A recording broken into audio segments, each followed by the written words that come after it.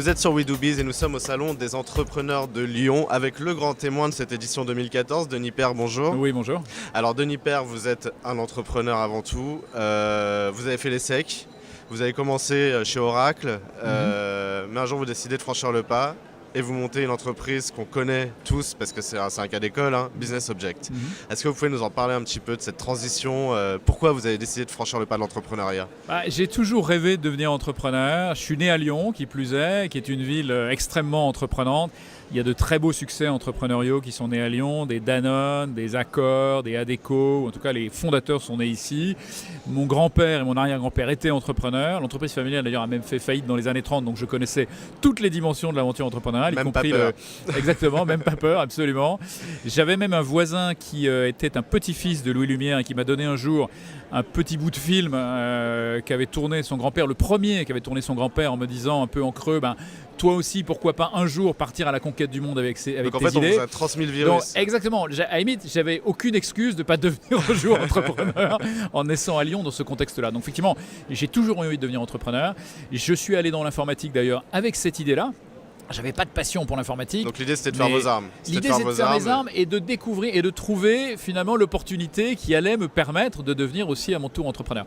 Et je suis rentré chez Oracle en me disant j'ai envie un jour de créer mon petit Oracle à moi, et l'opportunité est venue très vite en fait. Au bout de seulement 2 ans, j'ai croisé un jeune développeur qui avait une idée géniale et on a décidé de faire affaire ensemble et avec un autre collègue d'Oracle. En fait, vous étiez un entrepreneur en sommeil et voilà. Vous attendiez la bonne idée, la bonne rencontre donc avec ce développeur. J'attendais la bonne rencontre. Ouais. Et elle s'est produite. Et donc à 27 ans. Et je suis parti avec 10 000 euros. Voilà, 10 000 euros, donc petit dans capital. Bureau, vous êtes pas parti avec 200 000 euros. Un tout petit capital dans un petit bureau de Courbevoie qui sentait pas bon. Et ça s'est super bien passé. L'entreprise a conquis le monde. En 7 ans, elle s'est implantée dans une 50aine de pays. Elle a doublé tous les ans. C'est la vraie start-up à la française. C'est la vraie start-up à la française. C'était d'ailleurs, ça faisait partie du défi avec mon associé Bernard Liotto, qui était presque un défi politique de dire, nous aussi, Français, Européens, parce que c'était un défi européen, on est capable de créer de ce côté-ci de l'Atlantique une start-up sur le modèle américain. Mais c'est marrant parce que quand on vous entend, on sent l'internationalisation tout de suite, dès les prémices du projet. C'est pas fréquent. C'est pas fréquent. Qu'est-ce qui vous a donné cette vision globale directement? C'était la compréhension. D'abord, ce qui faisait partie aussi de l'attrait du défi, c'est que c'était un projet mondial et en même temps, c'était extrêmement risqué. On n'avait pas le choix que d'être mondiaux. Si on ne le devenait pas rapidement, on pouvait faire un beau succès en France, mais on risquait d'être balayé très vite par des Américains qui avaient eu la même idée là-bas et qui déferlaient sur l'Europe et qui nous auraient balayé en 6 mois. Finalement, c'est le cas de quasiment toutes les entreprises françaises. Non, mais c'est le cas. C'est le cas de beaucoup de sociétés de technologie où il y a très peu de barrières locales, où il y a très peu d'ancrage local et où il faut très vite effectivement avoir une dimension mondiale où on n'existe plus. Et donc effectivement ça on l'a compris très vite. On venait d'une société qui elle-même était très mondiale, Oracle. On connaissait parfaitement les enjeux et donc avec mon associé très vite on a décidé d'être mondiaux, en tout cas d'essayer de l'être. Et puis ça a marché. Très vite on s'est implanté aux États-Unis en particulier, ensuite en Angleterre, en Allemagne, au Japon, dans tous les grands pays. Alors sur We Do Biz, vous vous adressez à des entrepreneurs qui rêvent, j'espère en tout cas, qui ont l'ambition d'atteindre des sommets comme vous avez pu l'atteindre. C'est quoi les clés de la réussite? Comment vous avez fait? C'est des levées de fonds, c'est de l'ouverture? C'est beaucoup de choses. Je pense que c'est beaucoup d'humilité. C'est à la fois beaucoup de passion, beaucoup d'ambition et beaucoup d'humilité à la fois. Donc c'est des valeurs humaines, c'est pas des valeurs financières. Ah non, c'est des valeurs humaines. C'est la capacité à s'entourer, c'est la capacité à travailler avec les autres, c'est connaître ses limites, c'est trouver des gens qui vous complètent. Ce qui était le cas de mon associé, on était tous les deux très complémentaires. C'est énormément de travail, énormément de persistance. C'est pas écouter tous les gens qui vous disent que ça marchera jamais, parce que quand vous démarrez, surtout en France, vous avez tout de suite des tas de gens qui vous disent voilà les 10 bonnes raisons pour lesquelles ça marchera pas. Il y en a plein qui disent que ça va marcher quand même. Ouais, mais il y en a quand même beaucoup qui vous disent. Aux États-Unis, effectivement, on nous a tout de suite dit écoutez, voilà les 10 bonnes raisons pour lesquelles ça va marcher. En France, c'est plus compliqué. Donc, savoir ne pas écouter ça, savoir aussi se battre, savoir aussi être à la fois tactique et stratégique, c'est-à-dire résoudre des problèmes très concrets, opérationnels, et en même temps continuer à penser à 5 ans, à 10 ans, savoir bien mélanger les deux, savoir être compétent dans tous les domaines. Et si vous n'avez pas la compétence, encore une fois, vous entourer. De la vision, de l'écoute. Être bon sur les sujets techniques, être bon sur les sujets commerciaux, être bon sur les sujets financiers, être un homme orchestre qui, sans être un spécialiste de chacun des sujets, est capable de comprendre chacun des sujets. Donc c'est tout ça. Une vraie vision globale. Et puis beaucoup de culot et beaucoup d'énergie. Et jamais avoir peur. Oser y aller. Alors vous avez tellement osé que vous avez atteint le Graal. Vous avez été coté au Nasdaq. Oui. Alors ça c'est quand même fou pour une boîte française. Donc tout ça se passe, vous vivez cette aventure d'entrepreneur et puis un jour vous rentrez en France Et là, vous décidez de vous engager une première fois, parce qu'on va parler de votre engagement actuel, mais en créant Croissance Plus, donc une belle association qu'on connaît bien sur WeDoBiz, parce qu'on suit Croissance Plus et ses entrepreneurs. Qu'est-ce qui vous donne envie d'aller vers l'associatif ? Ce qui me donne envie, c'est qu'effectivement, je venais de me retirer de mes fonctions opérationnelles chez Business Objet. J'avais passé 7 ans formidables, mais je voulais m'occuper un peu de ma famille. On avait gravi l'Everest. On venait d'être nommé entrepreneur de l'année aux États-Unis aux côtés de Steve Jobs et Steven Spielberg. On avait fait l'IPO la plus réussie en 1994 au Nasdaq. Donc c'est vrai qu'on avait eu des satisfactions au-delà de toutes nos attentes, de nos rêves les plus fous. Et moi, je voulais m'occuper de ma famille parce que la famille, ça a toujours été pour moi quelque chose d'essentiel. Et là, le ciel m'est tombé sur la tête. Il y a eu 2 lois qui ont été votées en France par un gouvernement de droite, qui plus est, qui mettait ma société en danger et qui me mettait moi en danger de faillite personnelle. Alors rapidement, ces 2 lois, c'est lesquelles ? En 2 mots, c'était les charges sociales rétroactives sur les stock options et qui créaient une charge patronale colossale qu'on avait à payer quand les employés vendaient leurs actions. Donc un risque majeur pour l'entreprise. Une charge dont on ne connaissait pas le montant ni la date, mais on savait que ce serait très élevé et que ça pouvait arriver à tout moment. Et un espèce de tsunami qui nous guettait. Bon.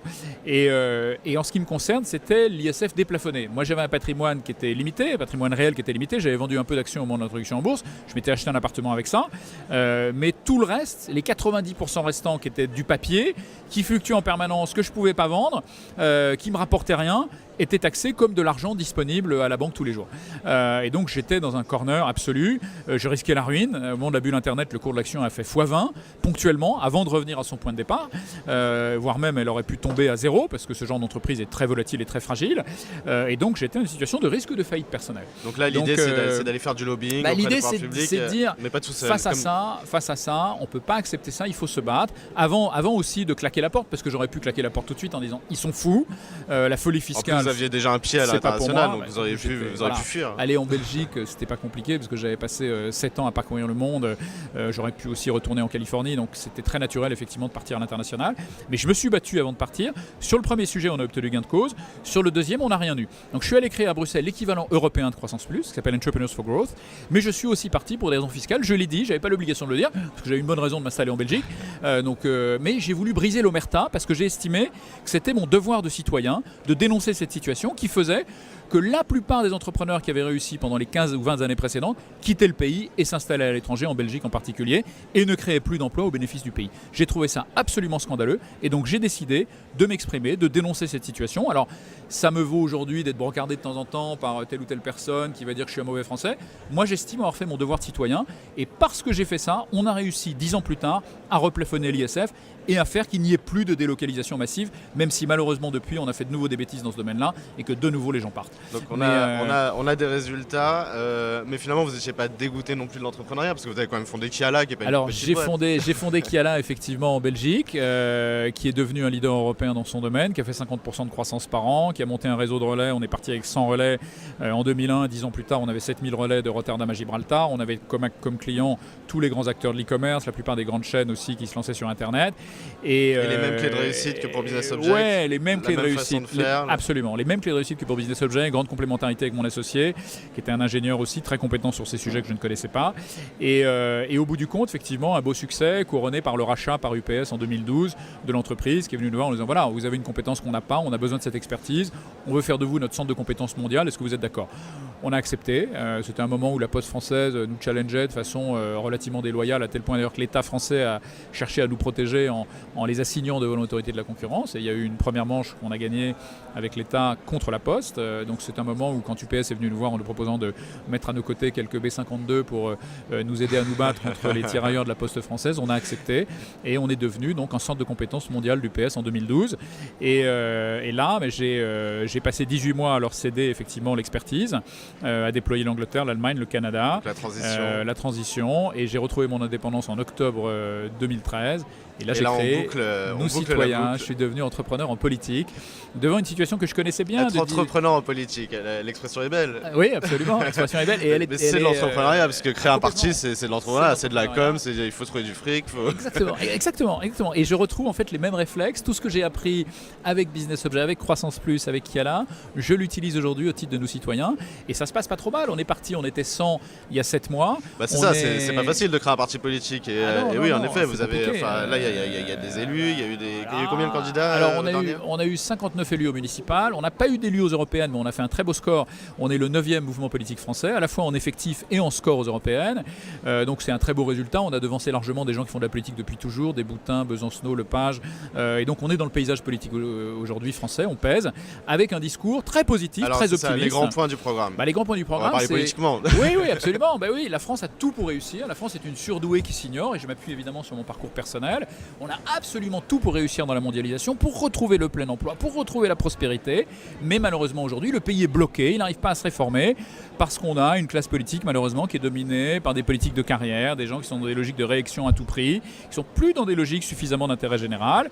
Et puis on a aussi un manque de diversité en politique. Il y a une exclusivité d'accès aux fonctionnaires à la vie politique, de fonctionnaires de grande qualité qui ont bien sûr leur rôle dans la vie politique, mais qui ne peuvent pas être dominants comme c'est le cas aujourd'hui. Et donc il faut renouveler la vie politique, la faire respirer pour que les partis politiques soient capables de proposer un vrai projet de réforme du pays pour renouer avec la croissance, le plein emploi, la capacité à vivre ensemble. Et donc finalement on fait le travail que ces partis-là auraient dû faire.